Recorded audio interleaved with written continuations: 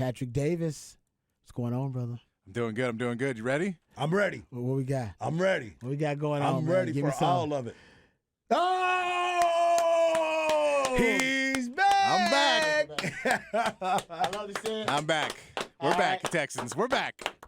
We're back. We're back. We're back. We're back. Oh, that is fantastic. That's great news. That made my day. That is. I was wondering, I was like, all right, Yeah. I'm going to give him time to digest it. Maybe he wants to watch the entire draft. No, Maybe the first no. round wasn't enough. First round was enough. Like first I round. like decisiveness. I like the I like plan it. to not tank anymore. I like it. But if I was a fan of the draft last night, Okay, no, we'll get into a dive deep. Obviously, we'll start with Cowboys. Okay, which one do y'all want to start with, Cowboys or Texans? No, 'Cause we everybody's- got Patrick back. Let's start with the Texans. Let's start with the Texans. Let's start All right. with the Texans because they were the number 2 overall draft pick. Hey. This is where you wanted to be. Well, you actually wanted to be at number 1. You See? wanted to be at number 1. But I'm glad you got to bring that up. yeah, but you failed at number 2. And it was tomato, right? It was like you were sitting there thinking about it. I like how you sit there. Yeah, Failed. failed. They failed. To number Failed 2. to number 2. Yes, you did. Good job. There. look. You like that? According to Giannis, they just took a step. There you go. They just took a step towards number 2. Well, Don't according make me- according yeah. to the Texans, Yep. failure is a necessity. It is a necessity. So that the epic failure that they had for the last few years, apparently that was necessary so that they could be bold, as Patrick Love it, mentioned, love and it. decisive, and make one of the guys. It's one of the gutsiest trades that we've seen in the NFL draft in a really, really long time. For the Texans to draft C.J. Stroud at number 2, and then to trade back up to number 3, trade with the Arizona Cardinals to grab Will Anderson at number 3. That was a bold move. Now, but before we talk about the cost of it, let's just talk about the trade. I don't need to talk about the cost of it, and then it's like the cost of the meal. Right, you're having a lot of fun till the check comes. Exactly. Everybody's loving it. Boy, more appetizers. Yeah. Yes, more drinks, please. Oh yes, you're eating like a king and a queen. Check comes and you're like, oh man, Yep. stomach, I'm a little full. Ugh, man, I'm a little uncomfortable. Yeah. All right. So we don't want to talk about the check coming. Let's go get into that in a second. Let's talk about drafting C.J. Stroud at number 2 at first, with all the conjecture, all the rumor, speculation. Obviously, silly season leading up to this pick. What were your thoughts about C.J. Stroud? You like C.J. Stroud hard. You're a big fan. I did. Did you like him above Bryce Young? Did you say that? I mean, like I said, tomato. I would have Okay, taken you're any either one one. of them. For them, it's not a big deal. It's like, yes. Heisman Trophy winner, Scarlett Johansson, Natalie Heisman Portman. runner-up. So- You know what I'm saying? So yeah. you're looking at it. Neither way. One. Beyonce, Rihanna. Yeah, he went don't there matter. twice. He Yeah. went to the Heisman Trophy presentation Okay. twice. All right. You know what I'm saying? So that, to me, as someone that's not a Texan fan, but I am quasi, I will watch the Texans. And just like you will watch the Cowboys, you like the Cowboys from afar. I like the Texans from afar. It's representing the state. They're in different conferences. All right, we'll rock with them. I didn't like the tanking. I thought they had an opportunity when they had Deshaun Watson. Obviously, everything went crazy, which is why Patrick kind of left. He didn't like what was happening in the very front office, so he was like, "Man, I'm kind of away from him." All right, I get it. Now you got a chance to come back home.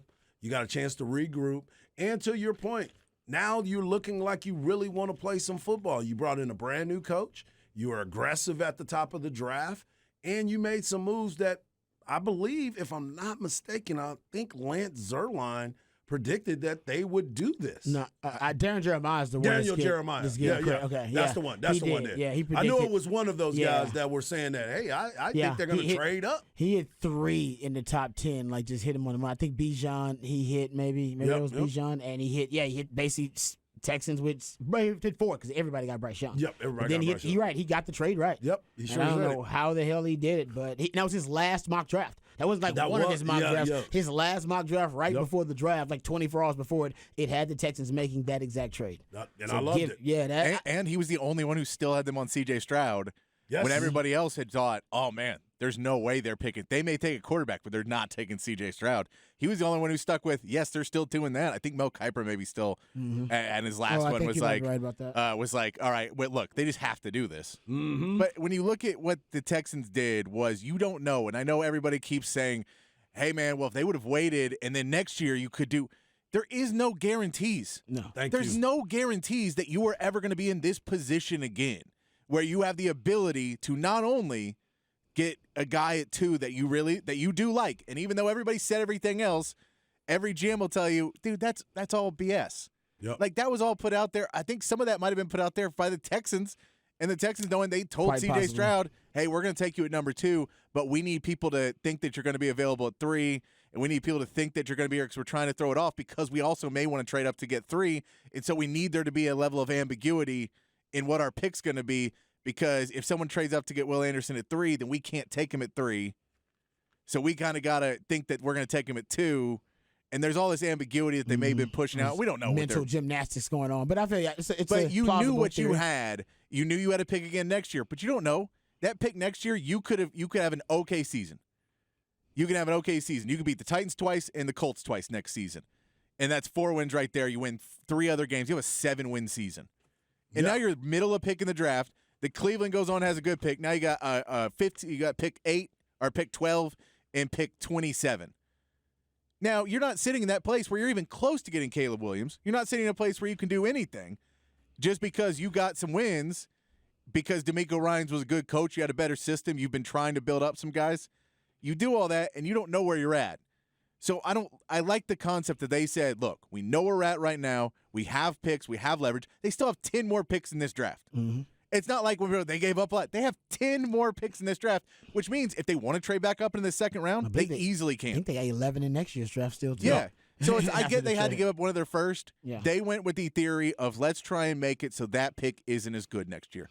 Let's try and give Arizona a bad pick next year and try and win. I love that they were aggressive and had a game plan, because that is what's been lacking for so many years at Houston, has been let's see what happens tomorrow, and then maybe we'll get lucky and a guy falls to us. And you go, no, when the guys fall to you is when you're the Eagles and you can draft on best player available because you have all your positions filled. You don't have that luxury. You can't start Davis Mills again for another season. You can't go out and put no star players. You now have 2 guys you can put on billboards around the city. You have 2 guys to try and sell season tickets with. I love that they went up and were decisive and went for it. And now with 10 more picks in this draft, it wouldn't surprise me if they tried to, give up a couple of those later picks, or you just trying to play the lottery and say, man, maybe we'll get a few guys. If we hit on 5, if we hit on our 2 first-round picks and half of the rest of our picks, that's 7 players for our team in one draft, which is huge.